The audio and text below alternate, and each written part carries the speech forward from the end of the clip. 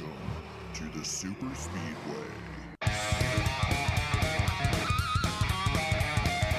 Welcome to episode 210 of the Super Speedway podcast, recorded Wednesday, September 15th, 2021. I'm your host, Eric Young, and I'm joined, as always, by my co-host, James Cush. James, how's it going?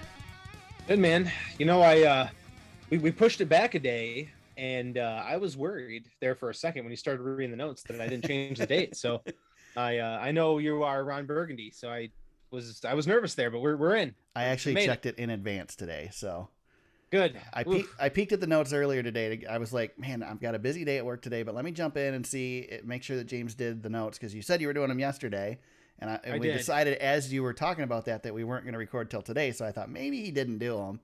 So I jumped in there. I was very happy to see that I didn't really have to add anything, but I did double check your intro, and it was good. So, okay, that's the most stressful part of my week. So. Right? Yeah, I'm sure it's over. Thank God. Yeah. We wouldn't want to have to re-record the intro because I think we've only done that like twice ever in 210 episodes. Yeah. Usually we just say, screw it. Yeah, it is what it is. Yeah. So we waited an extra day this week. We decided we knew some NASCAR news was coming, and we'll talk about it in a little bit, but figured we might as well hold off a day, and instead of speculating about a 2022 schedule, we could talk about the actual official schedule. So that's right. We'll do that in a little bit, but first we got to hit on Richmond. We had the second race of the playoffs in Richmond this weekend, and Martin Truex Jr. comes out on top after starting off poorly with a little bit of a oops on the start. Oops on the start, which he was not happy about. Yeah. Actually, I don't blame him for that, because I'm pretty sure Denny spun his tires. I don't know what you're supposed to do. Doesn't matter. You can't beat the leader to the line. Let me say this. It's a stupid rule. My feeling on restarts has always been, I like the IndyCar style. Green waves, you go. I don't care how many spots you pass, whether it's inside, outside, before the line. Green flag, go. But and it's even more confusing now because NASCAR has a different restart rule than it does a start of the race rule. Start of the race is the only time you can't beat the leader to the line. That being said, you are a one-time champion. You are a championship competitor this year. You are a veteran in the sport. You should probably know the rules. Yeah. So, I mean, and I'm sure if he would have beat him to the line and then would have, put the brakes down going down into turn one and not had a 6-car length lead coming out of turn two, NASCAR might have said, he gave it back, no biggie. But yeah. So, you live in there, Martin. I want to say it was our buddy Scott Miller who said on Sirius, I just caught the tail end of it, but said the reasoning for that rule is because back in the day, they used to award points for leading a lap, and they wanted to make sure that the leader got his points for leading the lap, or had the best chance to get his point. But it doesn't matter anymore because the leader doesn't get points anymore. So I know. Typical Scott Miller explanation that is great, stupid rules. Except it doesn't make any sense. I know. But it didn't matter because Martin did his pass through, and I mean, there was no stopping JGR on Saturday night. It was the quartet up front for a long stretch there too. So there was no stopping Martin because he was flying. Basically almost loses a lap. Of course, he had the competition caution, so it wasn't that big of a deal, but still ended up at the back of the field and came back to finish 8th at the end of the first stage. So it didn't hurt him too bad. Yeah. No, he was fine. Yeah. He was fine. Yeah. And if it wasn't going to be him, it was going to be Hamlin or heck, even Kyle without that speeding penalty late. One of the 4 Gibbs cars is going to win this race. It just was depending who. Should we just change the name of this place to Gibbs Raceway instead of Richmond? I mean, it's been Gibbs Raceway for a damn near a decade plus. They just own this place. Mm-hmm. Eric, I was, championship implications here. 750 Gibbs just, outclassed everybody again. I will say Chase Elliott had something for him for most of the race, but he had his issues on pit road and got caught a lap down and was fighting back and ended up top 5. But I don't know, man. The Gibbs cars just look so dominant on these 750 tracks. It's gonna be tough to beat them in Phoenix. It's tough because the people who run terrible at Richmond will always tell you this place doesn't translate to Phoenix, and the people that run really well at Richmond will always tell you that it does. So I don't really know. I mean, it has to, because you're running that package, right?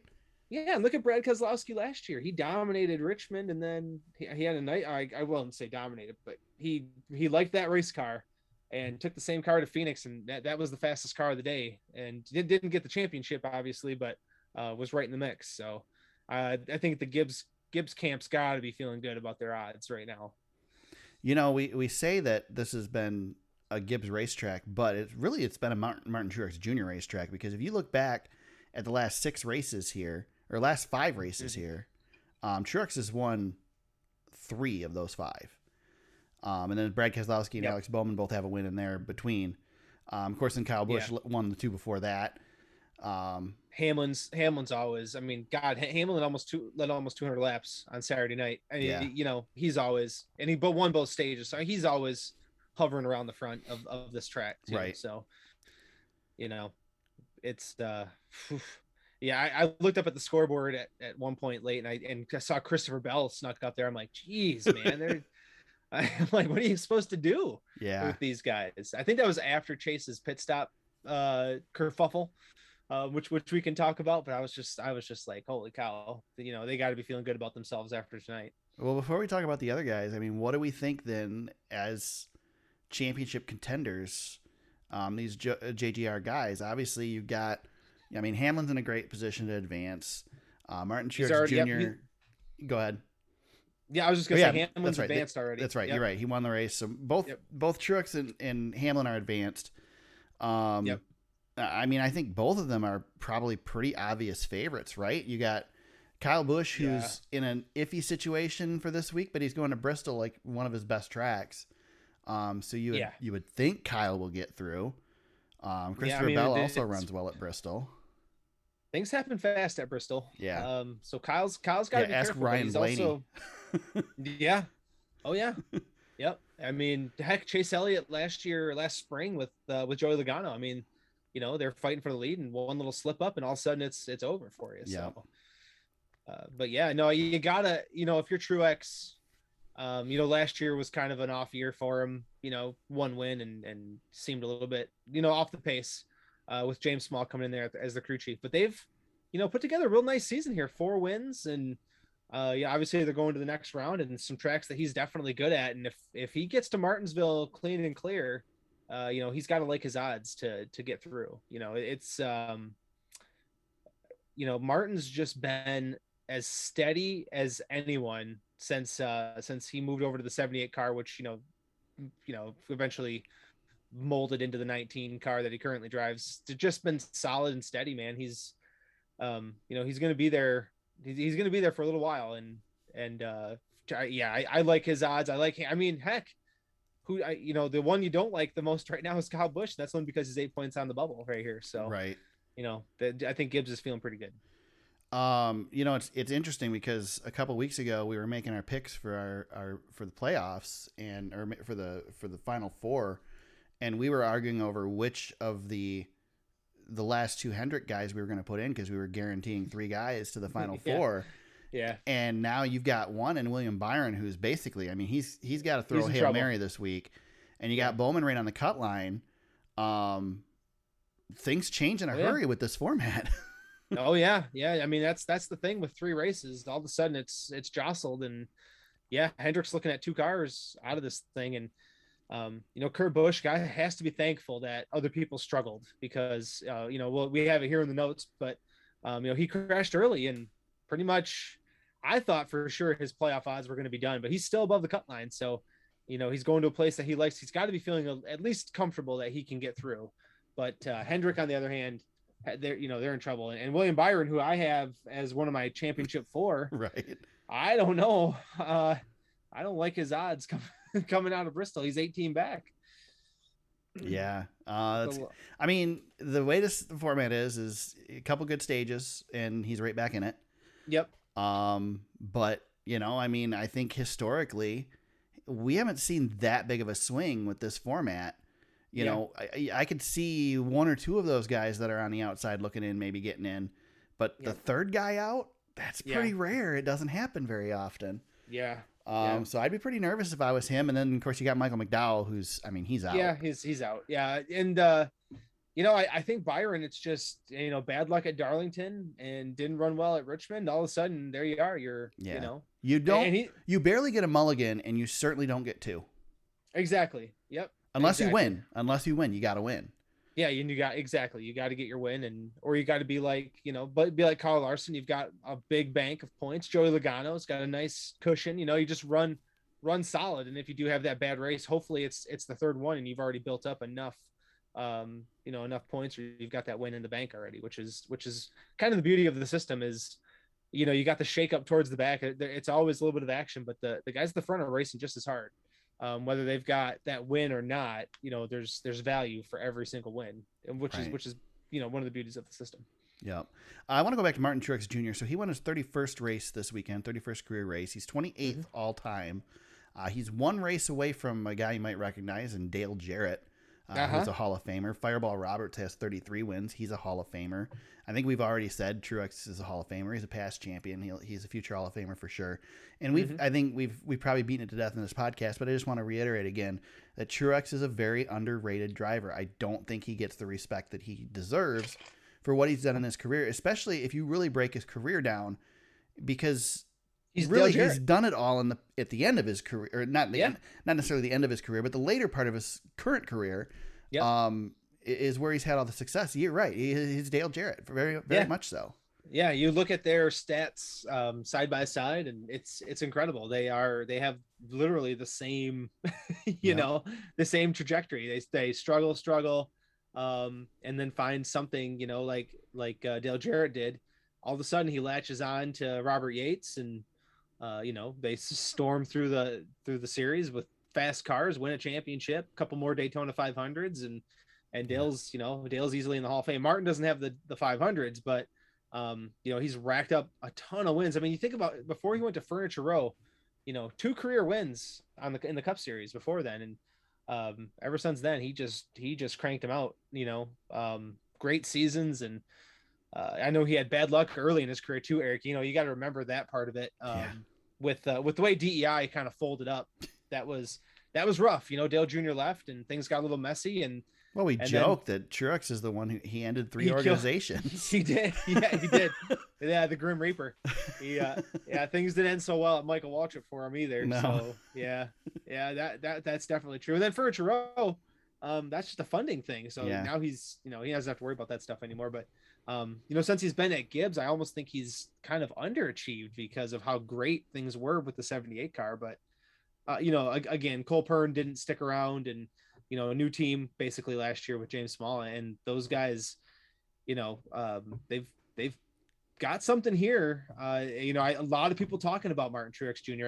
Every podcast you listen to, or you listen to, or whatever articles you read from some of the insiders, and he's the guy. A lot of guys talking about the way he runs these 750 tracks. He's probably the favorite right now, even above Larson.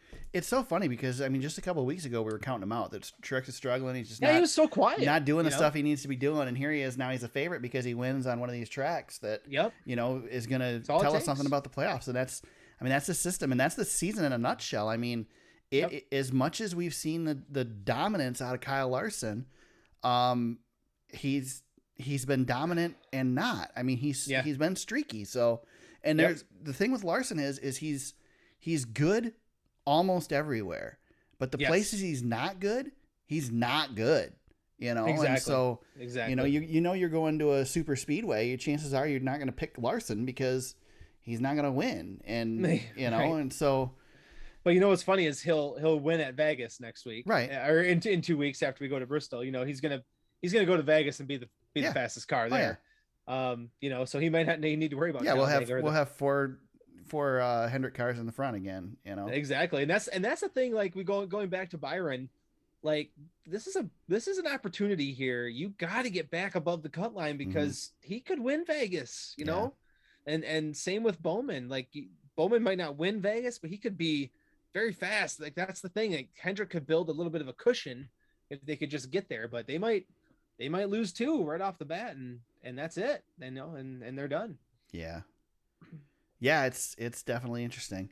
You mentioned Kurt Busch, vicious crash for Kurt. That's a big hit. Little disappointed in TV with their coverage of this because, and I've had a lot of good things to say about NBC this year, but when they showed that car on the pace laps before the green flag, I said to myself, why is there no lettering on the rear tire? He just changed his tire and it looked low. And TV went back and said, yeah, when they went green, it didn't have the lettering, but they didn't go all the way back. I mean, that was right after the pit stop. So I don't know what happened. Obviously, it sounded like they may have cut or run something over and cut the tire down. Didn't figure it out until after the green flag. And just a vicious hit in turn one. Brought back a lot of memories of Jerry Nadeau's crash there. Looked real similar to that. Yep. Fortunately, we got the safer barrier now and a lot more safety in these cars. And Kurt was able to walk away no problem. And still in it. I mean, he's right on the line, but he's in it. So, and going into a place that he's really good at. So, yep, exactly. And the problem I think he's going to have, Eric, is he's going to start in the back. But again, the benefit of being a playoff driver, the back to him is 16. Right.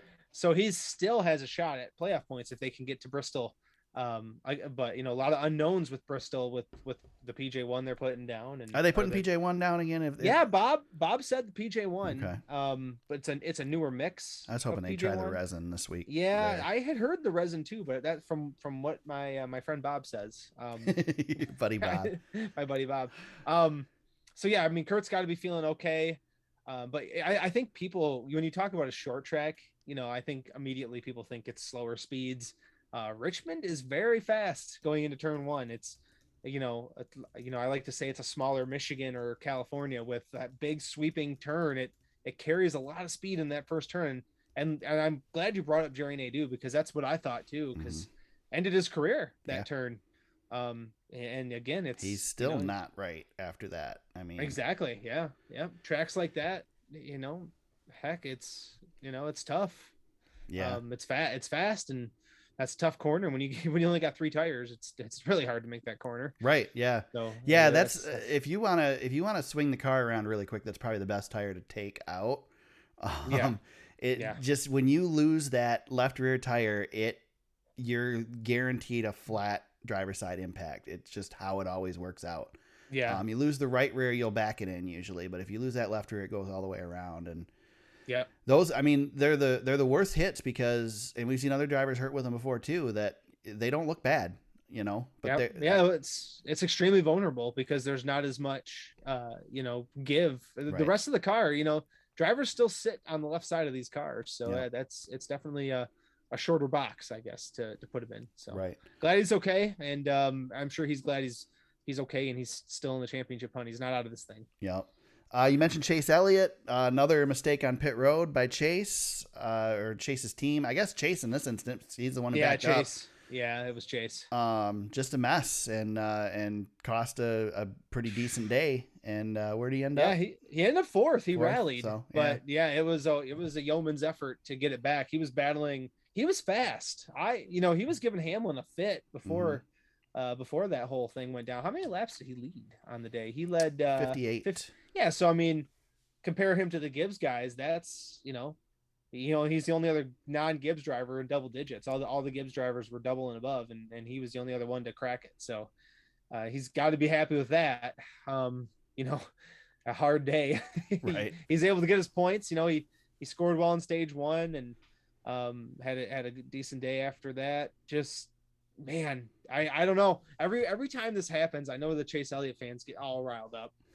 And you got to wonder if you always wonder if they can keep it together. And then they do things like they did in Martinsville last year and save the day. So I don't know. I don't even know what to do with this, Eric, at this point. I am going to discount Chase's championship chances this year on the mistakes they've made on pit road. Because if you look back over the last several weeks, you can pick a handful of mistakes that they've made on pit road. Yeah. Even going back as far back as Michigan, they made that stupid pit stop that we're all like, why the hell did they pit? Well, it turns out they had a loose wheel is why they pitted, but still it's a mistake on pit road. Yeah. Just consistently beat themselves off the track, and you're not going to win a championship that way. No. And Eric, I'm going to throw a name out there at you you'll know who he is. Lance McGrew. You remember Lance McGrew? No. He was a crew. I remember the name. Okay, so he was the crew chief for Dale Jr. during the really bad days. Okay. and Junior Nation used him as the whipping boy. Does this ring a bell at this point? Yeah, a little bit. Okay, and Tony Jr. got some of this. Mm-hmm. So whenever this stuff happens to Chase Elliott, Alan Gustafson, I say he gets put in the Lance McGrew category, and he just gets annihilated online. And I think Alan's a solid crew chief. Yeah, I agree. I do sometimes wonder about his strategy, but he's been doing this a long time. You know, Alan's as good as you're going to get on the box. You know, there's not many guys that are better. So, you know, Chase Nation, hey, calm down just a little bit. That's all you got a good one. Just be happy with the good one. Pump the brakes a little bit. Pump the brakes, please. New segment. Pump the brakes. Yeah. They're too busy screaming about we want more short tracks, but we just got a new one this week with the schedule and we don't like it. So wait till we'll get there. Speeding penalties on the day. Probably the most notable one, Kyle Busch. A lot of them, yeah. Probably had the race won. I mean, at that point, he did. The strategy was in the right spot and blew it on pit road. And Eric Almirola with a speeding penalty, Michael McDowell with a speeding penalty. Yeah, Richmond's a tough pit road.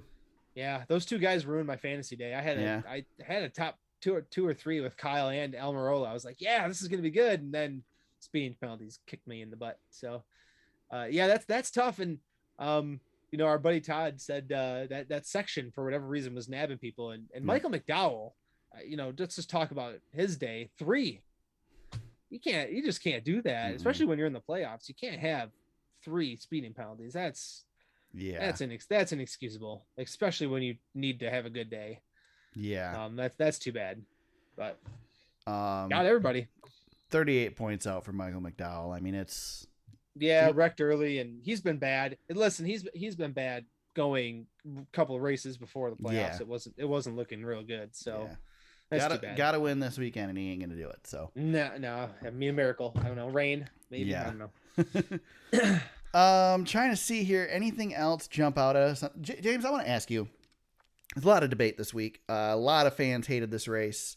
Listen to Door Bumper Clear today, and they were pissed at all the people that hated this race because they said it was a great race. There was so much happening. It was so exciting. It just, you had to look for it, and it was an old style NASCAR race. What did you think? I thought it was fine. I mean, I don't love Richmond anymore. I thought it sucked. Yeah, I mean, we got to get rid of one of these Richmond dates, man. We got to take one away. I'm not going to disagree with you there. I am pro. Let's go to Richmond once, especially when we get the Auto Club short track. Yeah, I think that's a nice opportunity. But it's this racetrack just has not put on a good show in years. Since they got rid of the sealer. Yeah, for some reason it hasn't. Well, yeah, been... of course it was great when it was ice. I know. I just wish they'd put it back on the track. Let's bury this one with dirt. So, yeah, there you go. It's actually I think Richmond is a dirt track in the NASCAR Heat video game. So we could try that. I don't know. I mean, it was dirt way back. Let's go back to the old configuration. Shoot it. Had a bunch of dirt on it when Dale Sr. was wiping down the windshield at the fairgrounds. Yeah. I mean, it had blacktop on it, but it was messy as hell. Yeah. I don't know, man. This place just doesn't put on a good show. I can appreciate the strategy and stuff like that. And I mean, it certainly could have been a worse show. But man, you get excited for a short track, and this just doesn't race like a short track. Yeah, and it's not. I don't know. Maybe. And the Xfinity race was good. Yeah, I like the Xfinity race. It was nice. That was a good race. Yeah. And I think part of the problem is too, James, is this package. I mean, I know we got the low down force and the high horsepower here, but still, these Cup cars just. Not that they've been a lot better in the daytime, but this track race is better in the Cup Series during the day, or maybe across the board, because again, the Xfinity race was during the day. That race was much better than this one was. Yeah, even the spring race, I mean, it had a good finish. I remember us talking about it, but I didn't think that was a great race either. It just had some drama at the end. And honestly, sometimes you get days, and you know, the way Joe Gibbs has been dominating this place, I mean, I don't know. It's tough. There's just not a whole lot of action up front, and it's hard for TV. You can't really blame TV for not catching every single detail on the track. It's not possible. So it's so disappointing to me because Richmond was a really great track. Oh, I loved Richmond as a kid. It was one of my favorites. It's like we decided to make this track the closing race for the going into the playoffs, And just ever since then, it has disappointed, and I don't know Yeah. why. Like you said, it's got to be the sealer is the biggest thing. That's the biggest change I can think of, is that they don't put the sealer down anymore. Well, it used to be, turn 3 used to be a place where you'd get some bumping and running, and you don't get the bump and run in turn 3 anymore like you used to. Maybe it's because the track is worn out so much that there are multiple lines, and that's a problem here. Maybe that is, yeah. I mean, it's kind of like Bristol in that way. Once you actually widen the track without really widening the track. Right. We want to widen the big tracks, or we want to keep the short tracks single line, I think is what we want. The last race that got me off my chair at Richmond was when Carl and Kyle had their duel late, and that was a day, like you said, that was a day race. Mm-hmm. So and that was a rain out day race, so that was a strange day, but that was a great finish. And I don't even remember a whole lot about that race, but I do remember that finish, and it was exciting. But Eric, that was 5 years ago. So, it's been half a decade since then. That's crazy. A couple of good days to point out here. Ross Chastain finishes 7th, continues his strong closing of the season. God, he only had made the playoffs, huh? I know, right? He's had a great playoff stretch. Austin Dillon finished just outside of the top 10 and 11th, so good run for him as well. Chase Briscoe, top half of the field at least, 16th. Tyler Reddick, 15th. Suarez definitely worth mentioning in 17th. Let's see. I mean, Christopher Bell, you mentioned coming toward the end. He finishes 3rd. Yeah. You got all those playoff guys packed up there at the front, and then you got Chastain and Dillon hanging out in there with as non-playoff drivers. That's, I think that's the way you judge who's performing well at this end of the season, is when you get those non-playoff drivers in there mixed up with the big boys. Squeaking up there. Yeah, exactly. I want to shout out Kevin Harvick too. Just again, it's like kind of like what we were talking about before the playoffs. We just, he's going to put his nose down and he's going to grind his way into the next round. And that, by God, that's what he did. So we have a situation with Harvick that's different than like Jimmy Johnson the last couple of years, where Jimmy was kind of like, is it the car or is it Jimmy? Maybe Jimmy's losing his stuff. Harvick, I don't think we feel like that with Harvick, right? We don't feel like Harvick's... It's the driver and the team outperforming the equipment. Yeah, he's the one keeping this team alive, or keeping the drive alive. Him and Rodney. Yeah, him and Rodney are. Yeah, the car's not good, but Harvick's still got what he needs to get it done. If his car was better. And two, maybe Harvick has slipped 5%, and it's just more noticeable when they're so far behind. I'd rather have Kevin Harvick slipping 5% than 30 other drivers in this field, 30 drivers plus. I mean, I'll take Kevin Harvick over almost anybody any day. I don't care. I don't care how old he is, if he's 45 or whatever. He's one of the guys. Harvick's not done. As long as they don't struggle with his new car next year, Harvick will be right back into it next year. The round of 12 is going to be hard for him. Vegas, he's just not going to have the speed. Talladega, that's anybody. You never know. And the Roval, I just don't think he's gonna have to figure something else out to make it through, or have some attrition through the front of the field. I'm watching Brad Keselowski closely, because he just is running just well enough, but not very well, and he's definitely backsliding a little bit into the end of the season. I don't have a whole lot of faith, and I don't know who's gonna make it through here, but Eric Almirola, I don't know. I don't see him. I thought maybe he'd get through this round. I didn't have him on my board making it through this round, but the guys behind him could chase him down at Bristol. I think he could fall out. So you just got to watch some of these guys, but going to the next round, it's going to get tight for Kevin, but this was the round. You can see, I don't know. I just appreciate his effort in that team. I appreciate that team's effort, especially they don't have it. Right. But man, they're fighting, and that's a championship pedigree, which I appreciate. He's grumpy, but fighting to maintain. Whereas if you take, not to compare Kyle Busch or pick on Kyle Busch, but you put Kyle Busch in the same situation, Kyle's given up at this point. He's good. He's fussy. If he's in the same situation that, we've seen him in this situation before. Yes. He's like, no, we're done. There's no point. And he's just not putting the effort in. Whereas Harvick is grunting and doing the grunt work and getting what he needs out of it to continue on.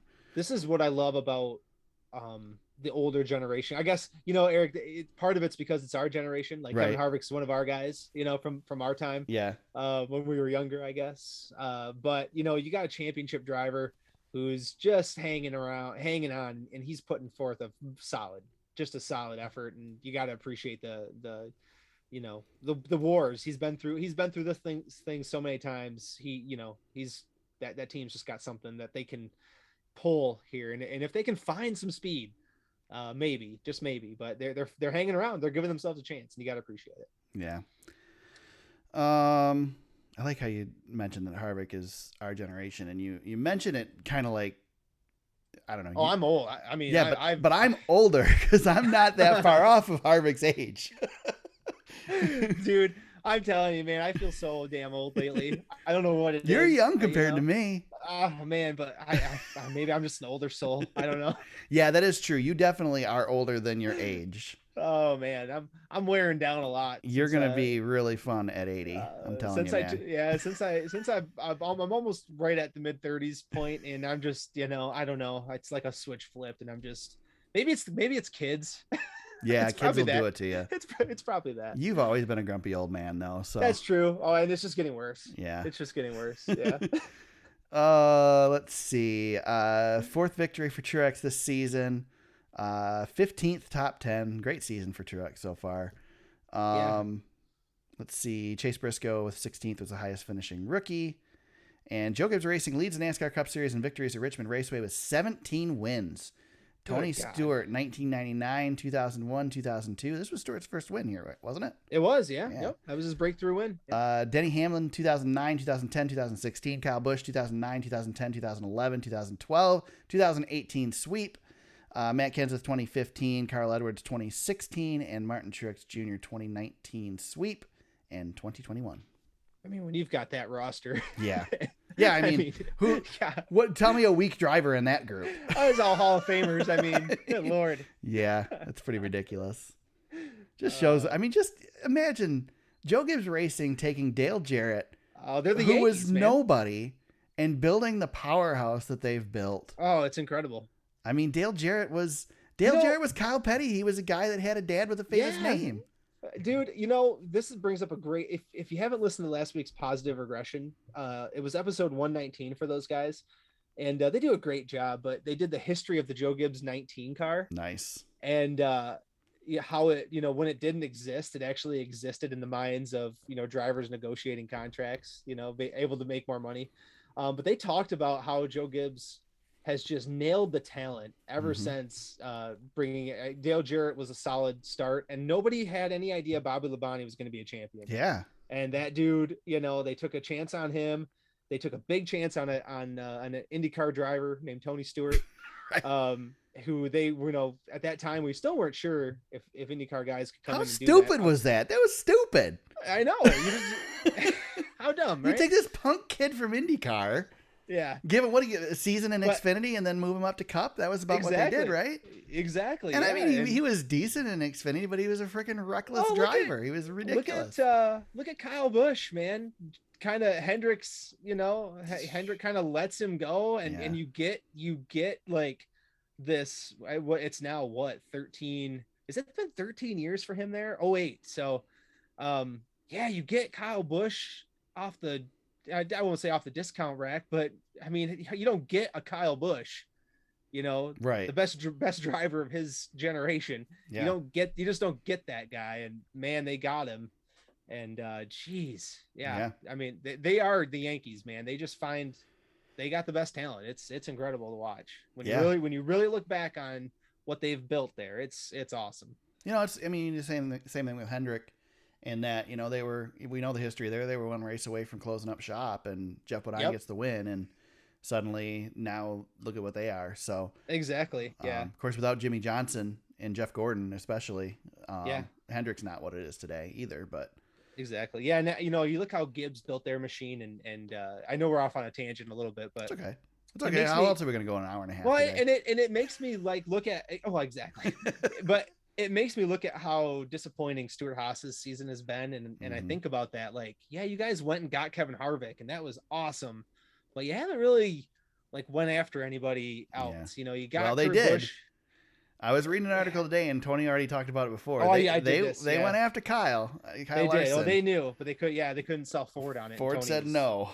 Tony was not happy. Can you imagine? Oh, that was my dream. I wanted him to take that 14 car a long time. Kyle Larson doesn't have 5 wins and isn't a championship favorite at Stewart-Haas this year. No, not this year. Not this year. No, but you look how they've kind of went cheap with the roster. Yeah. I'm not going to name names outside of Kevin Harvick, but that's just disappointing. Like it's disappointing. Like there's a good blueprint out there for how you can get this thing done, and I worry about them in that instance. But if Tony wasn't so busy chasing drag racers around, he's chasing drag racers and not even driving a sprint car anymore. I don't know what he's doing. Starting his own racing series. He's just busy. Yeah. Driving electric cars down drag strips now. I don't know. Well, we got to do a doubleheader on Saturday. We ran the Cup Series in the evening, but before that, we ran the Xfinity Series. It was the Go Bowling 250. And Noah Gragson gets a second win in a row after struggling all season long. Now he's the guy. Your boy. Thought it was an interesting note. I caught this on Door Bumper Clear. Noah Gragson finishes first. Justin Haley finishes second. The 9 and the 11 finished first and second on 9/11. Very cool. Yeah, I didn't even catch that. So props to Noah Gragson for being as emotional at the end of the race as he was over 9/11. He was like, what, 2 or something like that when September 11th happened. I mean, pup, yeah. So that's the dude. I mean, he's likable. He's just a likable guy. You might not like his attitude, but he's got, he's what we need in this sport. Yep, his personality is what we need. Yep, exactly. Props to Dale Jr. for not reining him in. Yeah, it's cost him some money, but it's worth it. You had him in picks last week, and he won that race, and I wasn't even mad. Like, I'm like, yeah, Eric beat me on the picks for that, but damn, I like watching that guy drive a car. He slings it sideways at Richmond across the line. He's good. I'll drop a little tidbit here on the podcast. Noah Gragson was my first attempt at a driver interview for the podcast. Mm-hmm. Almost had it happen at Eldora, that second year of doing the podcast, but didn't quite get it together. Didn't get with his media people in time, and now he was racing for KBM too, so it was a little tough because he had to go through KBM to get him. But it was close. It was really, really close, and then it all fell through. So. I don't know. I've been a fan of Noah since he first started in the sport, so I'm glad to see him get the win. Yep, absolutely. And valuable points. People forget, just because we started the Cup playoffs, we haven't started the Xfinity playoffs yet. And Bristol is the cutoff for the regular season.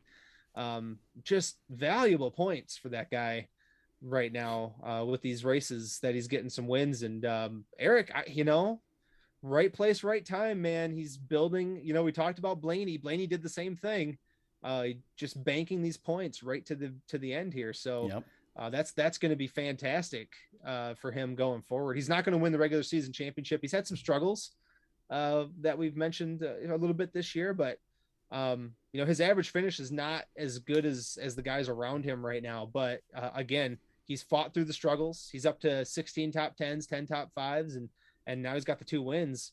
And as you're entering the playoffs, that's what you want to see from a team that could win a championship. I mean, JR Motorsports is as good as any organization out there. And if you got a driver that can find a way, especially as talented as he is, he might be able to steal this thing. Well, if you can click off 10 playoff points over the past 2 weeks, just with wins alone, exactly. That doesn't hurt at all. Nope. So and especially if AJ Allmendinger can hold on and win the championship. So he's got the regular season championship. He's got a 5-point lead over Austin Cindric. That's going to be tough at Bristol. I think Austin's going to be probably pretty good.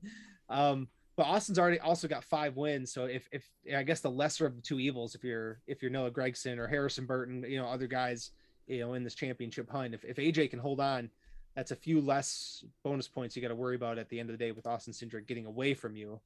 Tightens up the field just a little bit. So. Noah Gragson's got 13 playoff points now.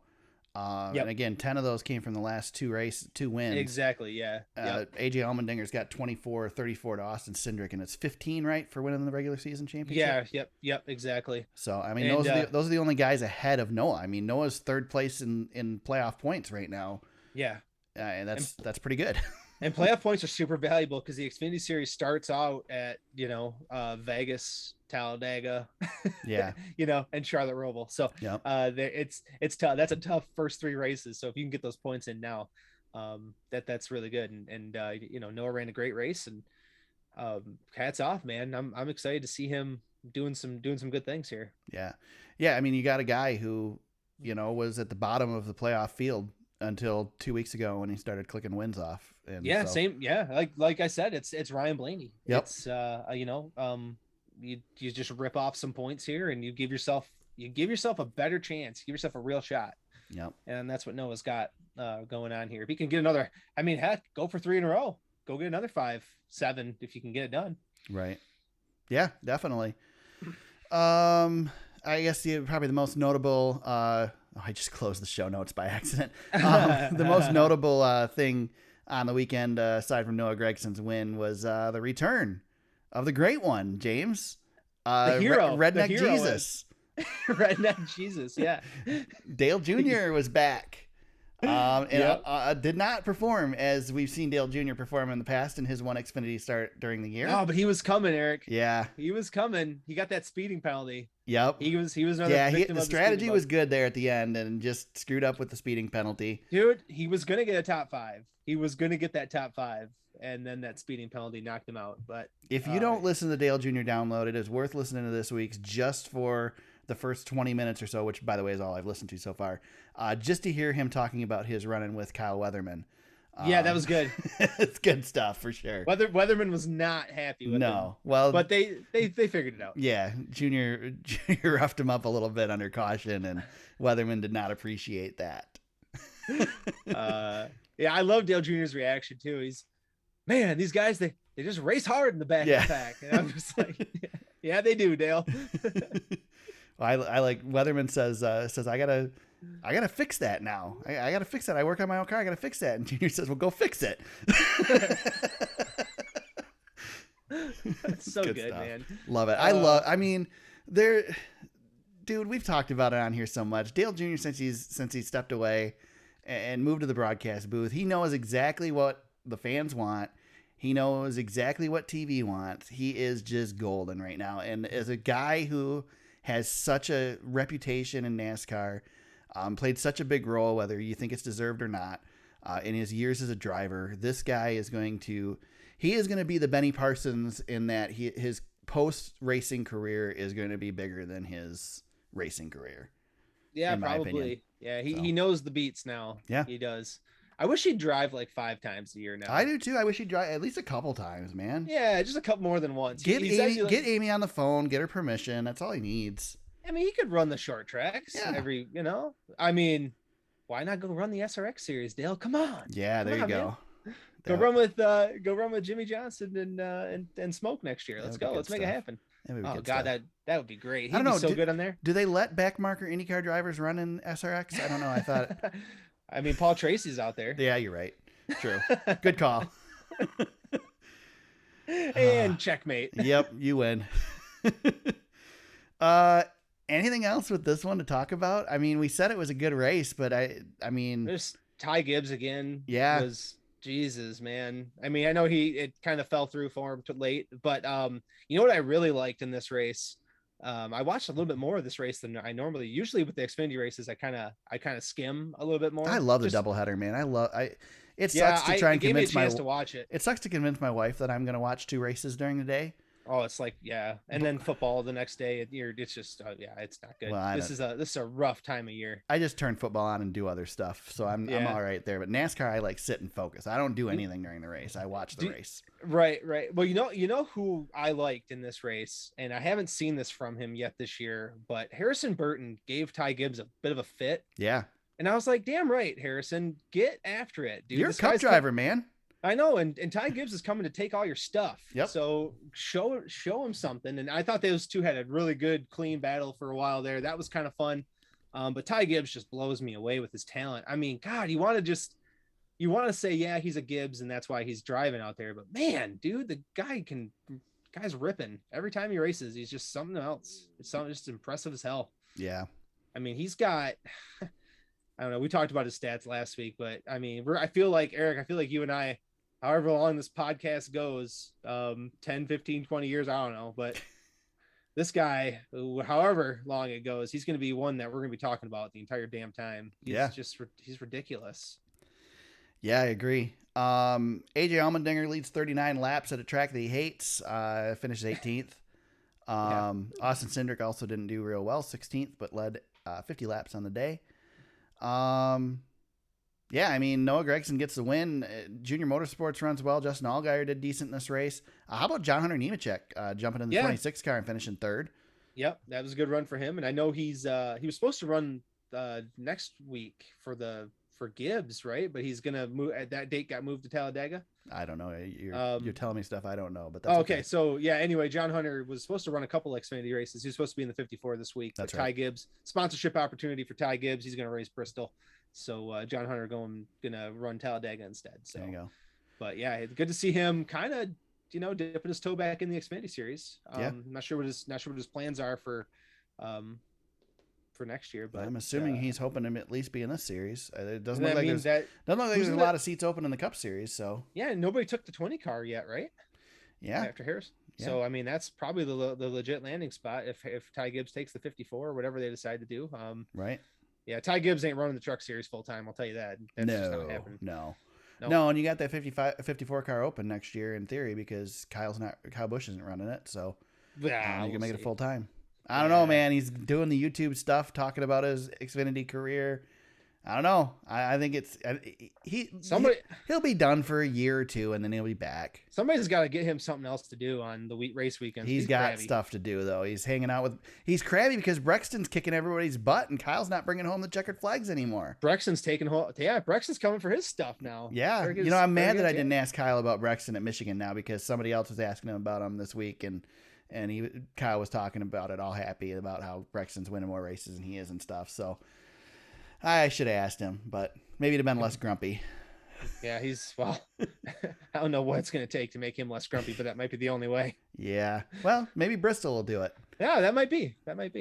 Right. Let's talk some news, James. We'll leave leave Richmond in the dust. Thankfully for another year.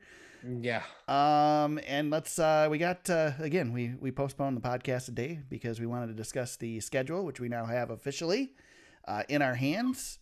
And Gateway, we're going to St. Louis next year to run a Cup Series race, James. Eric, you buried the lead. Yeah. I thought you were going to go with the exhibition race. We talked about that last week, though. we did. So we'll get to that too. We'll come back to it. But Gateway, I don't know quite what to think of Gateway. From what you and I hear, the facility needs to be revamped. Is that the right word? Maybe updated a little bit. But I mean, this is a cool racetrack. I like it's like flat Darlington. I like this. I like to say. I'm excited about this. I'm excited about this track being on the schedule. I don't think I've seen a bad stock car race. I mean, I don't think I've seen really a bad race at Gateway. Even the IndyCar races are pretty good there. It's a lot of speed in very tight corners. So like you said, it's Darlington and Martinsville mixed together. I guess. It is. It's like if they had a baby, this is what it would be. Yeah, exactly. Long fast straightaways, short tight turns, flat turns, but different configuration in each end of the track, so you can't set up for both. Got the rumble strips on the inside, which is always a nice touch. Yeah. James, as long as COVID isn't a thing next year, fingers crossed that it's not. This one's on my schedule. I would like to make a trip down to Gateway and check this one out. I long said that if Gateway got a Cup race, that would be all it would take for me to go down there. So, good for you, man. Yeah, that's the plan. It's right there in Illinois, so not too far. We should probably say Worldwide Technology Raceway. It's Gateway, for God's sake. Give the sponsor. Screw the sponsor. They're not paying us any money. Right now, NASCAR says TBA on laps and miles for this race. We don't know exactly all the details on it. We just know we're going. So probably going to be a 300 miler, I would say, 350, like New Hampshire. Yeah, something like that. Probably.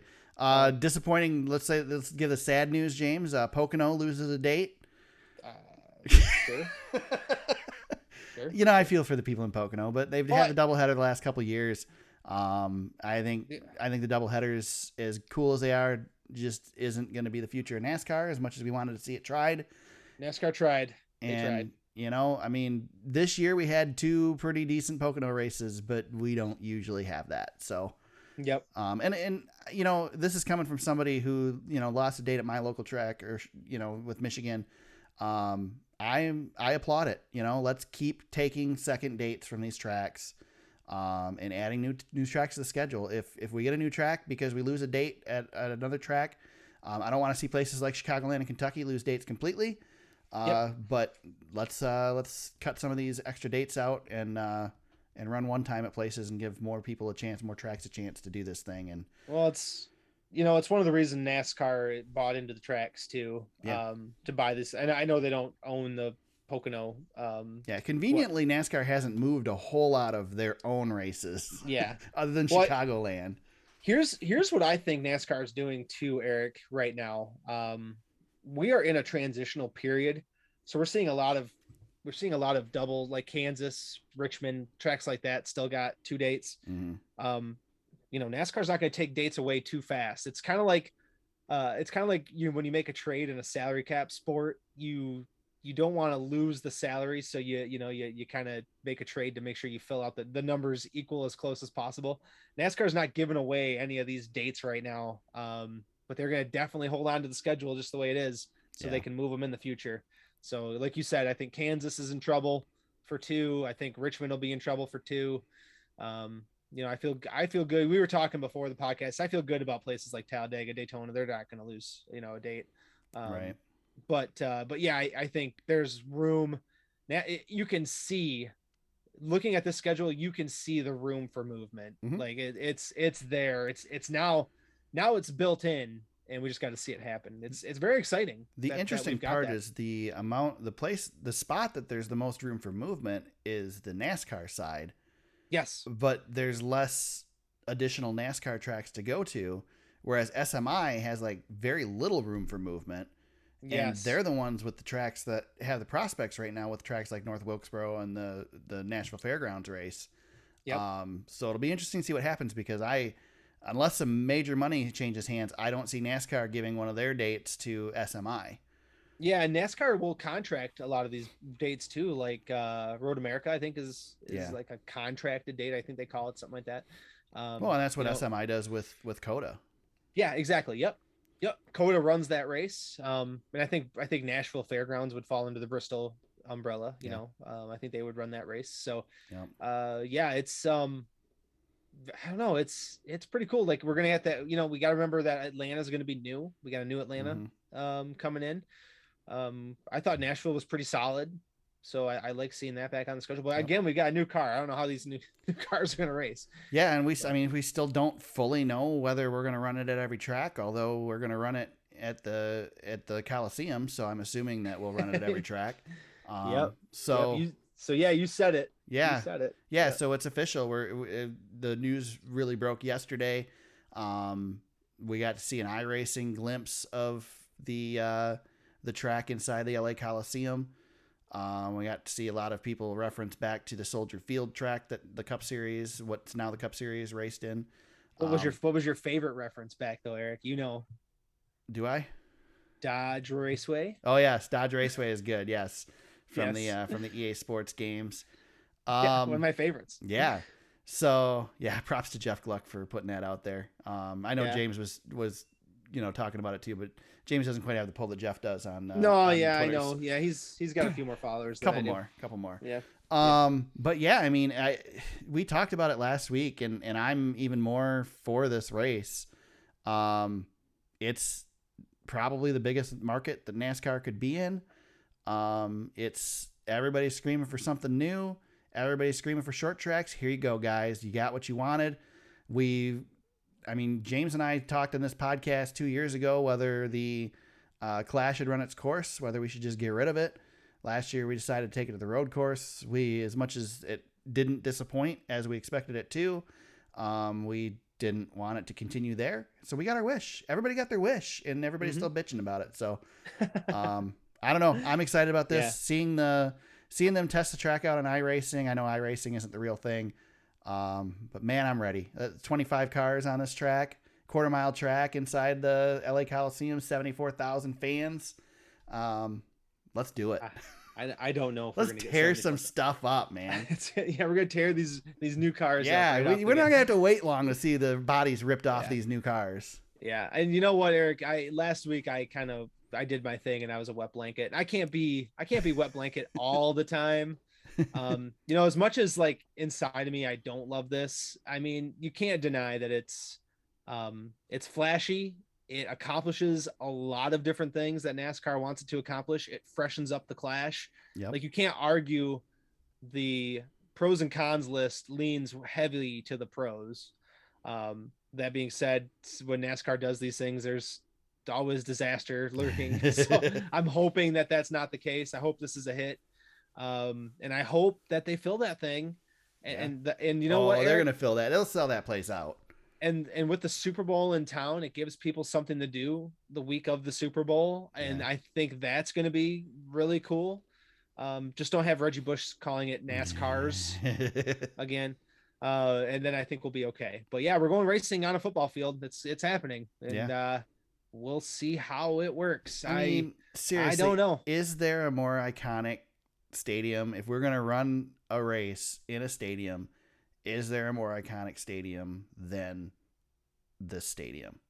I don't think so. And you know, I think part of it too, James, is if you look at the configuration of the field, this place offers more room than a Soldier Field or any other football stadium, because there's more than just a football field's worth of space on the floor of this place. There is extra room.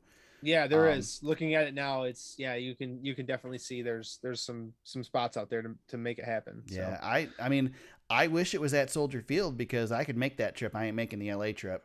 But man, I wish I was. Yeah, if my brother still lived in LA, I could have made this work. Yeah. Maybe I would have tried. Maybe flights would be really cheap around Super Bowl. Maybe, yeah. Jesus, yeah. LA. That's a road trip for sure. Yeah. So, couple other notes with the schedule. I'll pull it up here because I don't have it pulled up because I'm not very prepared for this podcast. Yep. I was gonna say there's one weekend off other than the 3, which I know that's right up your alley. Eric. I'm down after having 2 weeks off this year. Heck yeah! Oh man, let's do it. I like breaks. Once we get rolling, let's roll. Of note, the dirt race remains at Bristol, which we knew was going to happen, but it will be on Easter night.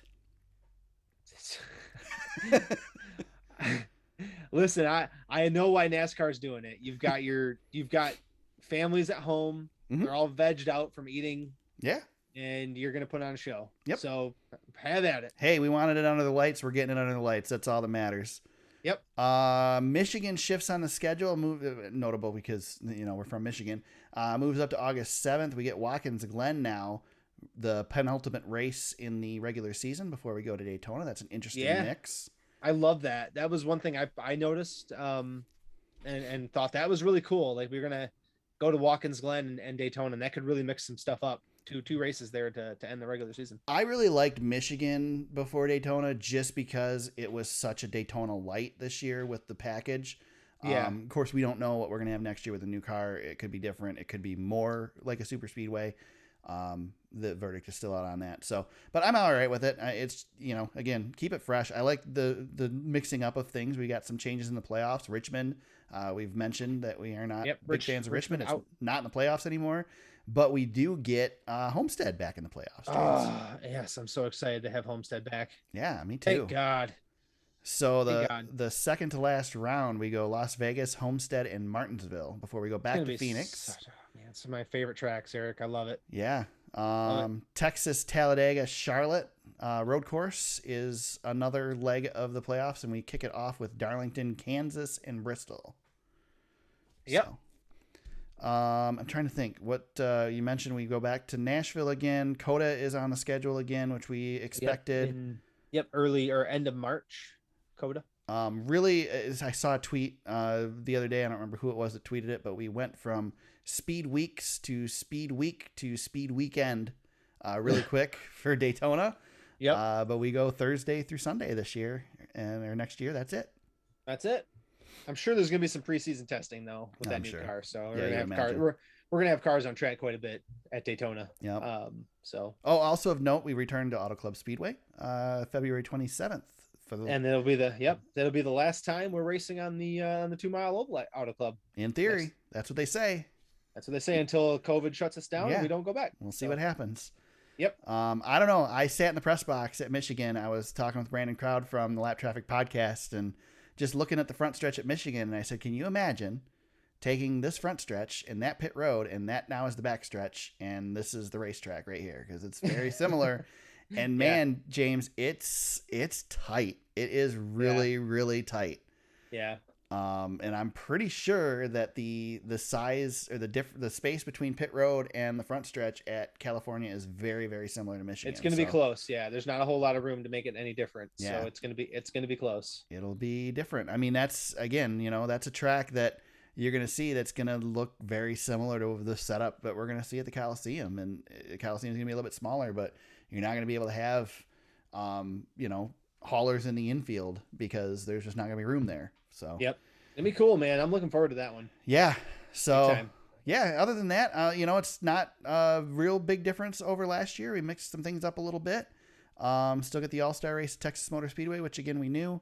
But we get to go to 2 new tracks. One as an exhibition, and one as an official date. So yep, and Daytona Road Course off the schedule. Yes, Indy Road Course stays. Yeah, let's talk about the Indy Road Course because there was an article in the Indy Star this week that NASCAR still has plans to go back to the oval eventually at Indianapolis. So the Brickyard 400 is not dead, but it's just not happening for the time being. So, on life support? Yeah. I mean, who knows? Maybe that's one of those dates that NASCAR's saving with one of its other tracks, and we go maybe we go there twice. You got Roger Penske there to make it happen. I'd love to see the 400 and the Indy 500 be like a celebration type of, maybe. I know it's tough with the 600 there, but I'd love to see some sort of let NASCAR be the opener for the Indy 500. I know it's tough. Why don't we do this, James? Why don't we take, and I don't remember which podcast it was that suggested this, so I can't give them credit. It might have been DBC. I don't know for sure. But let's take the Indy 500 and we run the Cup Series as the opener on Saturday on the road course. Run the Indy 500 on the oval. And then later in the season, we run the Indy cars on the road course as the opening day, and we run the Cup cars in the Brickyard 400 on the oval. Swap the weekends, and let each of the series be the top dog for that weekend. So I like that. That's not a bad idea. So yeah, I mean, imagine the people exposed to NASCAR on the road course during an Indy 500 weekend. Yeah, exactly. So it might be tough because I know that I'm assuming they use a lot of that space the road course is on for the Indy 500, for the snake pit and all that stuff. So it probably wouldn't work, but I don't know. It'd be neat. It's an access road, part of that thing. So yeah. Yeah. If anybody can do it, Roger Penske can do it. So hey, work with Roger. He knows. There you go. That's your schedule for 2022. There's a link to it on the show notes as well if you want to check it out at thesuperspeedway.com, or you can just go to NASCAR.com and check it out. So we'll get Xfinity and Truck Series schedules later on in the season, probably, or before February. A few more weeks. Exactly. Yeah.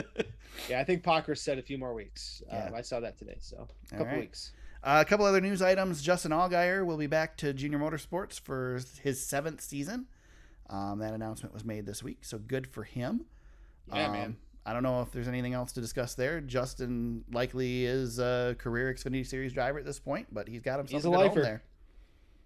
Oh, yeah. Yeah, he's championship contender every year. And I think he likes it. He told Jeff Gluck on 12 Questions this week he was, happy there, too. And happy doing what he's doing. I don't see Justin as one that's aspiring to get back into the Cup Series.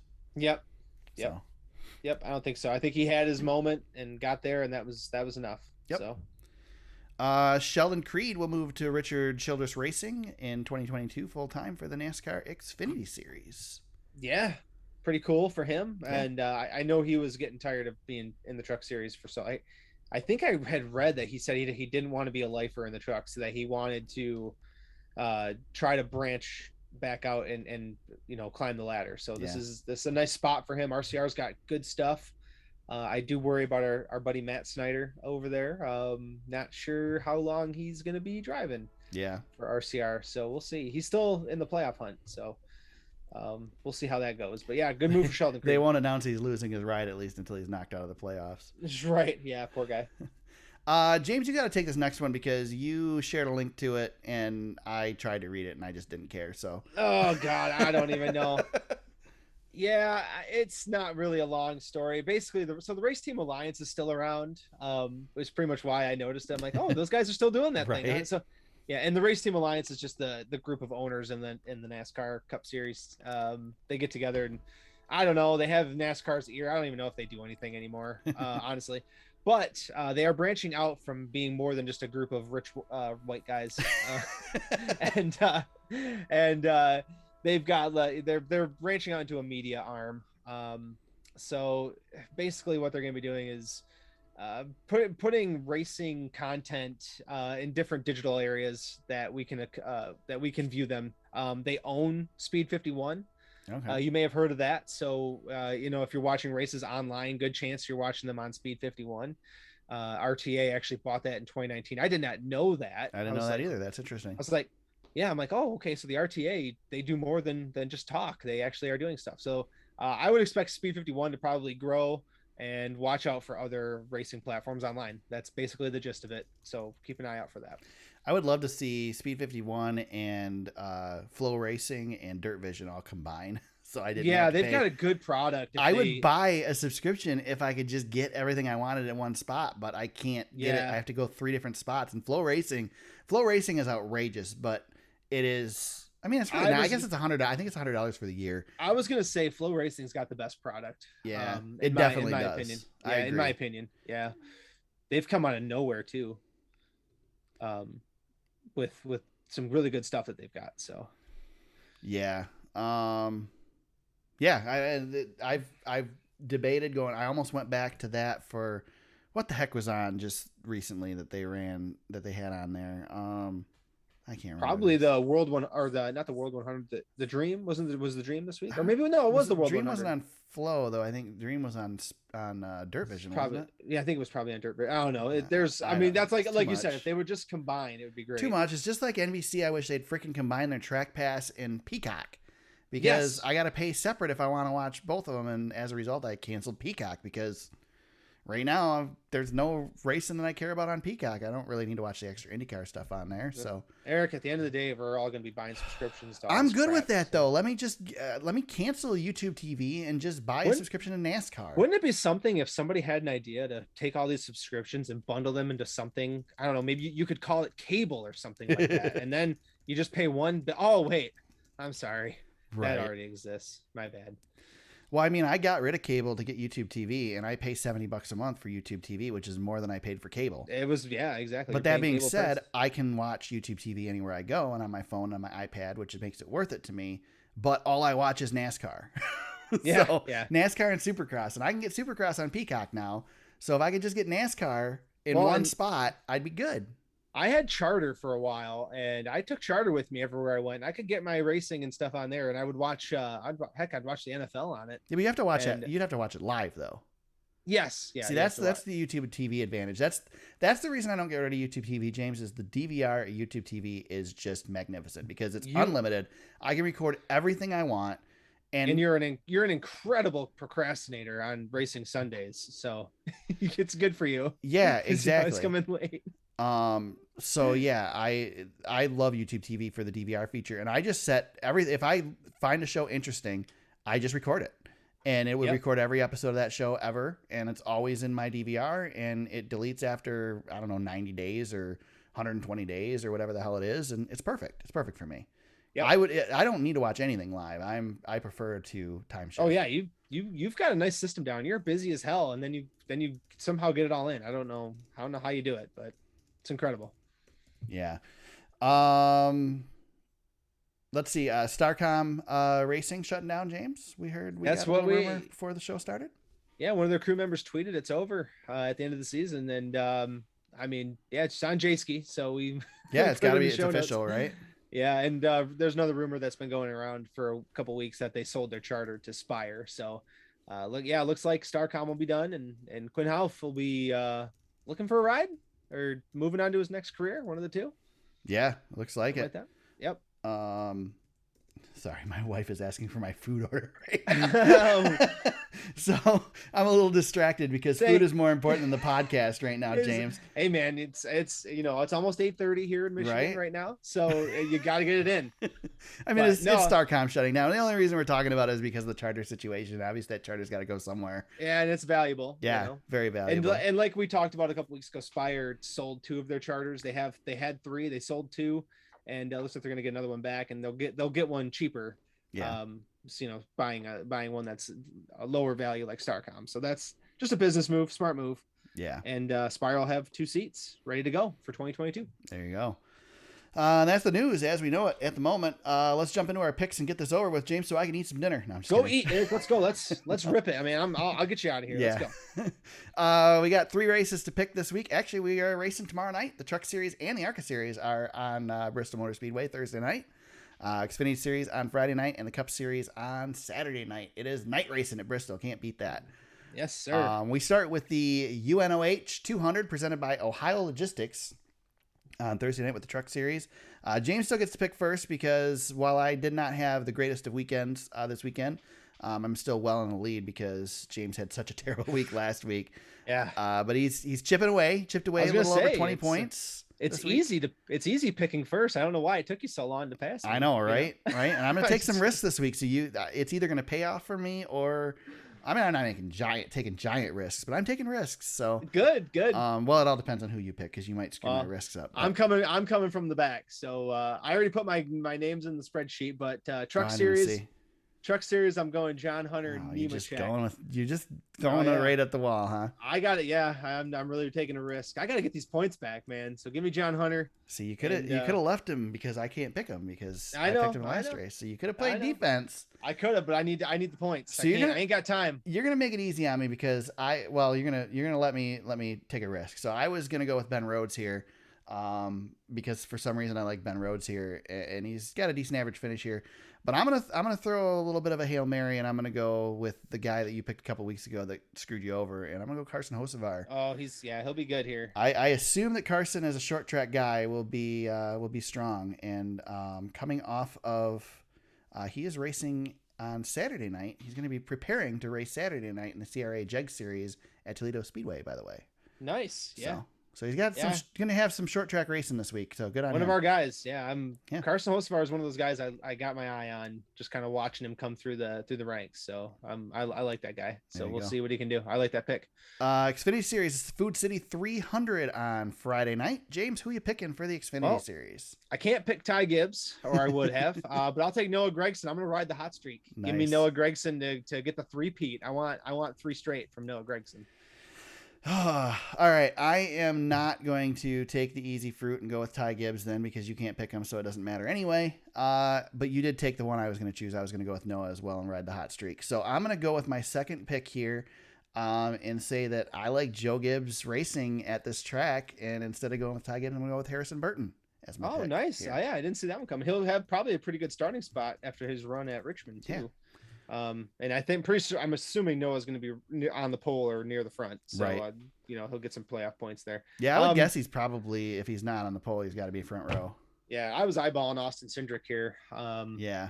Or AJ Allmendinger's got a pretty good track record here too. So there's a couple of guys we left on the board, but AJ's so tough because he doesn't have a lot of stats at these places because he hasn't run here in a while in the Xfinity Series at all these tracks. Yep. So exactly, he kind of falls off the radar for me. I don't do a very good job of preparing for these picks. I need to start looking a little bit better. And well, that's my deal, man. This is I have 5 weeks of 3 races left, so I gotta maximize. Bass Pro Shops NRA night race Saturday night for the NASCAR Cup Series. James, who are you picking? He's on the bubble, he's angry, and he dominates at Bristol. Give me KFB. I knew you were going with Kyle. That was my first pick as well. So I'm going to take a risk on this one because I very strongly was going to go with Kyle Larson because he is a favorite here. But I'm going to go with his brother, with Kurt. Oh, wow. Okay. Kurt needs to do well here too. He's also got the bubble situation. And I think Kurt is the most recent Busch winner here, isn't he? Yeah. On the pavement. Yeah. I think so. Yep. Last fall. Yeah. Yep. So Kurt Busch is my pick. Joey Logano won the spring race at Bristol, but it's not this Bristol. Yeah. And this is a little bit of a different Bristol. So we're going to see how that goes. Couple drivers to toss out there as good opportunities here, though. Obviously, Kyle Larson's a good pick anywhere. Chase Elliott I had too. Chase Elliott's a great pick. Eric Jones has run well here. Matt Benedetto is a great dark horse pick if you want to take a dark horse pick or you're looking for somebody for fantasy. Chris Bell I had too. Bubba Wallace runs well here. Yep. So, yeah, there's some interesting picks that could really shake things up here, but I think the Bushes are going to be up front. So, yeah, I'd like to see Eric Jones have a good day. Would love to see Eric Jones have a good day. Yeah, he needs it. He needs a good one. I'd be happy to see that happen. Heck, Martin Truex Jr. I wouldn't even put him out to pasture here. I think he might be pretty solid too. There's a lot of guys that are good at Bristol now. I think you're right. I think Kyle's going to dominate this thing. He's angry. He's either going to dominate or he's going to do something stupid. Yeah, and I hope he harnesses the anger and turns it into a monster day. So, yeah. I think the monster is going to win, but it's going to be the Monster Energy. Yeah, there you go. Good plug. Nice. So, Fantasy League update, James. So I'll let you in on a little secret. I forgot to pick my drivers again. Thankfully, this week, my drivers that I had were all racing. That's good. That's good. So I wasn't completely screwed over, but I did not get to make good picks. And you really did quit. As a result, did terrible. My God. I realized, they were probably on the pace lap still when I realized that I didn't pick, and I scrambled to the app to try and do it, and it was too late. So, bummer. I knew, and I was going to do it earlier in the day. And I'm like, no, I'll just do it. I'm going to sit down and watch the race. I'll do it. But I made dinner before the race, and so I was slow getting to the TV because I'd planned to watch it live. Because we were actually going to go down to the local short track to Dixie Motor Speedway, Birch Run Raceway now, and I was going to watch super late models down there, and bailed at the last minute to watch the Cup race. So I knew I was going to watch it live, but I didn't get it on it quick enough. So, anyway, quit. You flat out quit. You got to the end of the season and you quit. Yeah, pretty much. That's okay. That's pretty okay. Much. Well, not all of us can be in the thick of a championship scrap.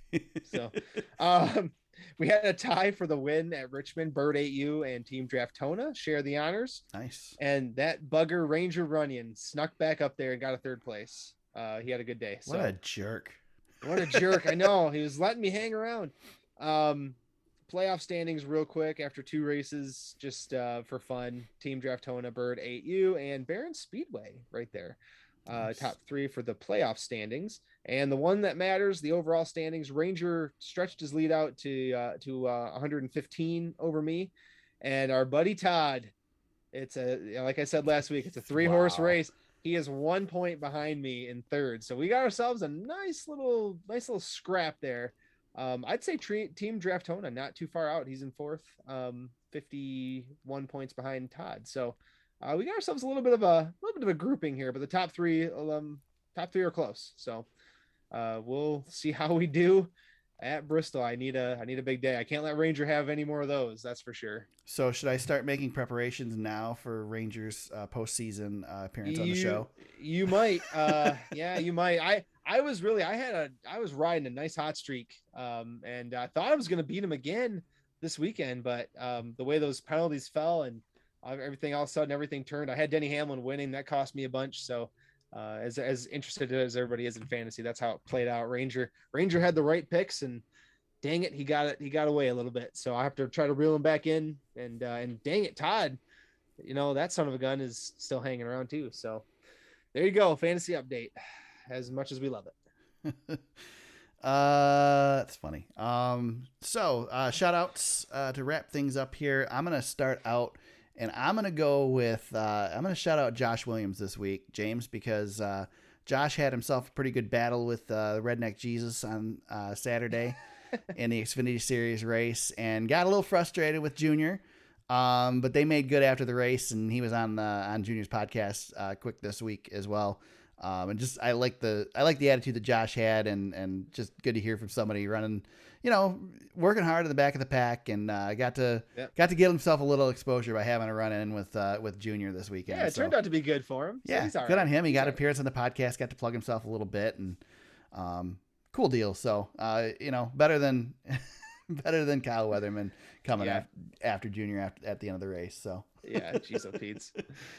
Good stuff. Got any shout outs, James? Yeah, so as we know, I'm friends with Bob Pockrass. Yes, he's my good buddy. I made a new friend on Twitter this week, Eric. Yeah, you already know about this. I'm glad you're mentioning it because I was going to call it out if you didn't mention it. Okay, good. So Jimmy Johnson said on Twitter, ask me some questions. So I threw out a question, and I got a quote tweet from the GOAT. That's awesome. I was pretty excited about that, and I feel like I put it on the board for our game. I don't think it's quite game over. It's not a follow from Jimmy Fallon. I still have a long way to go. You're still winning, but I also got the Dale Jr. I don't know, is the Jimmy Johnson it's a quote tweet better than the Dale Jr. I think it is. I don't know. Dale Jr. carries a lot of weight, man. Yeah, but it's a quote tweet versus a like. Huh, I don't know. I think I'll take Jimmy Fallon still wins. He's the Tonight Show host, man. Yeah, but I feel like I got the better of the Jimmys. Yeah, it doesn't count. I mean, it really doesn't count though, because it's not even it's not my NASCAR Twitter account. So, I mean, really, it's not even part of the game. So I'll give you that. I think you're winning right now. Good. Okay. But then again, I did get to talk face to face with Jimmy Johnson and ask a bunch of questions a couple years ago. So yes, you did. So so the game, the game for me. The game is fraught with errors at this point. I like the game though. It's still fun. Yeah. I think you've achieved something that is going to be very tough to beat. Yeah, on the Twitter side of things, as far as that's concerned, getting a quote tweet from Jimmy is tough. I've gotten a like from Jeff Gordon, so if I combine the two of them, I feel like that's pretty solid. Yeah. I think though it would be a lot bigger deal to get a quote tweet from 7-time NASCAR Cup Series greatest of all time racer Jimmy Johnson than it is to get a quote tweet from struggling to get the top 20 IndyCar driver field filler Jimmy Johnson. Yeah. So, I missed him by a year, huh? Yeah. Okay. So no, that's true. I mean, between Jeff and Jimmy, I've got 11 Cup Series championships on those two tweets. So I'll take that. That's pretty good, right? And I saw King Richards on there, so I'll see if I can get 7 more titles to my resume for the game. There you go. Speaking of Jimmy Johnson, I'm laughing because there was a lot of talk about how this weekend was a victory for Jimmy. I think he finished in the top 20 or just made the top 20, or he's running at least 20th for a while. It's just kind of funny to hear, the greatest of all time, the GOAT. We're excited for 20th in the IndyCar series, but IndyCar race at Portland Raceway this weekend, and great road course up in the Northwest. Mm-hmm. And NASCAR wants to add a road course somewhere. The ARCA race was nuts. Certainly an underserved area for NASCAR that we could certainly run a NASCAR Cup Series race or Xfinity or Truck Series race at Portland. IndyCar race is really good too. A lot of excitement. That first turn is something, man. It creates some drama. But yeah, the ARCA race is really good. Cool track up there for sure. I absolutely love NBC SN's extended highlights because you can watch the race in 15 minutes basically and get all the highlights. And they do a great job with that. And that's how I watched the IndyCar race. But I probably would have sat through it if there wasn't so much racing this weekend. Oh yeah. So it was a good one. James, I was going to ask you, did you get to have a booty this weekend? I don't know if a booty. Do you know what a booty is? Let me hear it. Ricardo in the Formula One drinks out of the boot. He stole that from. I've seen that before. I won't say where, but I love Daniel Ricciardo. Yeah. Oh my God, he's awesome. I'm so glad he won a race. I can't. That battle between Verstappen and Hamilton this year. Those two, man. I tell you what, I cannot wait for the Drive to Survive. Well, I tell you what, Verstappen is my jackass corner for his comments after the race. Nice. Yeah. Well, let's go. It's jackass corner time, James. Yeah, because he's caused that wreck, which thank God for the halo. You think he caused that wreck? I think Hamilton ran him wide, man. He ran him off the track. I don't know. I think it was on Verstappen. I think that was on Verstappen. I'll watch it again, but I don't know. I thought Verstappen could have. But listen, like you said, though, the reason why neither of them gave any inch is because the two of them are. They're. Have you seen the movie Rush? No. The Niki Lauda, James Hunt battle from in the 1970s F1 title. It's a great movie. It's on Netflix. I highly recommend it. Go watch Rush. It's good. It's got Thor. It's got Thor in it, Eric. It's got Thor. Anyway. These two are in don't give an F mode this season, and they are just going to run each other. They just clean themselves out of points to racing for one turn. They're so far freaking ahead of everybody that and F1 did penalize Verstappen, so I feel vindicated that took the call because F1's penalties, their officiating is always down the center and I tell you totally what, man, fair. If I was if I was a full F1 head, I would be very upset. But I watch it on the fringes. I have enjoyed it though. But thank God for the halo. I think the halo probably was the reason that Verstappen's tire ended up on top of Hamilton's head, but still, God, thank God for that thing. And I'm glad to see it. I wish IndyCar would actually have it. I feel like they have the shield and stuff, but I feel like the halo has proven its worth at this point. We need to make that a thing. Doesn't the IndyCar package kind of have a halo and the shield though? Yeah, you might be right. I'm trying to think I know there's the centerpiece in the center of their vision in the front of it, like Formula One, I believe. Yeah, you might be right. I'm thinking of how I look at the car. But regardless, I'm glad that the thing exists. Yeah, exactly. It definitely has helped a lot. We've seen obviously a couple instances in Formula One where it's likely saved drivers from at least serious injury, if not worse. We've seen it in IndyCar too. We've seen people hit debris already with it. We've seen NBCSN try to make things look like they were saved by the halo, and they weren't. But anyway, it's a good safety initiative, and hey, it could lead to Jimmy Johnson running an oval race next year. So, or maybe the whole oval season. We'll see. But just you can't ask for much more than two guys just battling it out and putting it all on the line like those two are right now. It's a good series, it's a good season with F1. My Jackass Corner, James. I hate to do it. But I got to go with let me find the button. KFB. Because the guy's got the race won. He's moving on to the next round. It's done. He won it. And he freaking speeds on pit road. Come on, man. Yeah, I know. Come on. And it was He's in his own head. It was close because I wanted to go with Truex for screwing up the start, but Truex came back and won. So you can't really call him a jackass for that. But Kyle cost himself a race win and put himself in a more precarious position going into Bristol. And if he falls out because of this weekend, it's going to be on that speeding penalty because that was a race win if it wasn't for that. So and he can't blame the sim for his speeding penalty, right? Or the guys at the shop. Yeah. Jeez, yeah, you're right. That was I don't know, man. Sometimes I think we talked about it last week, but man, sometimes that guy just flummoxes me because he's so good. Yeah, and it's and it goes bad. It goes so bad. I don't know. One other thing to note about this week with Dale Jr. running the Xfinity race is that TJ Majors went back and spotted for him. And they were, yes. And Door Bumper Clear was great this week. TJ talking about Dale Jr. Lots of good stories on DBC. Yeah, they were at each other's Junior was yelling at TJ on the radio. TJ addresses that in the podcast. That's good. He also talks about the fact he's giving Junior some crap about how he's telling Junior how to run the corners, and Junior's not listening. And he was talking about pit road, and he's like, they run the pace lap down pit road, and Junior doesn't complain about the lights. He's talking about the lights are good, everything's good. And then he speeds on pit road at the end of the race. He's like, these lights are all jacked up. It's like, it was good stuff. So I know a lot of it's in good fun because the two are friends, but there was some good insight there. So definitely check out DBC this week if you. Yeah, just griping at each other. That's just good stuff. Yeah, they're like an old married couple. Yep. I was gonna add real quick. I saw on Twitter that Ryan Preece has teased a Camping World Truck Series announcement. So maybe that's where he's going next year. So GMS, there's a GMS spot that just opened up. He's got a Ford logo on the suit. So who did he win that race for at Nashville earlier this year? I can't remember.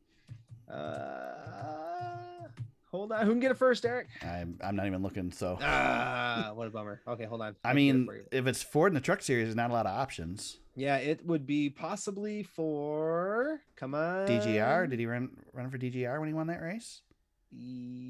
Hold on. I feel like it was DGR. It's a 17 truck, right? Yeah. Yep. David Gilliland. Yep. David Gilliland. Yep. So, Haley Deegan out of a ride. Todd Gilliland. Oh no, Todd Gilliland's front row, isn't he, over there? Yeah. So, I don't know what Haley's gonna do. She's got to be back next year, right? Yeah, she'll run another year of trucks, and unless they move her to Xfinity. I don't see that happening. I don't think she's ready. No, but I don't think she's gone yet. She's not in the Ricky Carmichael zone yet. She's got the fact that she's a female that's going to keep her in there another year. full-time SRX would be an option for her. Hey, man, if Danica could go as long as she could, Haley can hang on for a little bit more. A little bit more. Yep. I think she needs another year at trucks. Haley's got more potential than Danica did. Sorry. Yeah. Yeah, I think so. All right, James, anything else before we head on out of here? I think we're good, man. Where can they find you on social media if they want to chat with you during the week? You can go see my tweets on Jimmy Johnson's Twitter page or at James Cush on Twitter. Oh, okay. Oh, God, I'm just ending it right there. Goodbye, guys. Ever see you next? No. You can find me at TSuperspeedway on Twitter. You cannot find me on Jimmy Johnson's Twitter feed. You can find the podcast on Facebook at facebook.com/thesuperspeedway. If you want more of the podcast, you can find us at thesuperspeedway.com. You can find links to old episodes, show notes, have links to the articles we discussed today and in past episodes, old race broadcast, old race coverage, things like that. Check that out, thesuperspeedway.com. You can find the podcast on Apple Podcasts, Spotify, Google Play, Stitcher, SoundCloud. I assume it's all at all those places. I haven't checked in a long time to make sure that it still is. I know it's an Apple Podcast because that's the link I post every week, so we're good there. So check us out there, and wherever you found us today, we hope you subscribe and continue to listen. And with that, we'll be back next week to break it all down. We end the playoffs this weekend, or the first round of the playoffs this weekend at Bristol Motor Speedway. It's the Bristol Night Race. What more can you ask for than night racing on the short track at Bristol? We'll talk about next week who made it to the next round and break it all down for you there. Until then, everybody, let's go racing.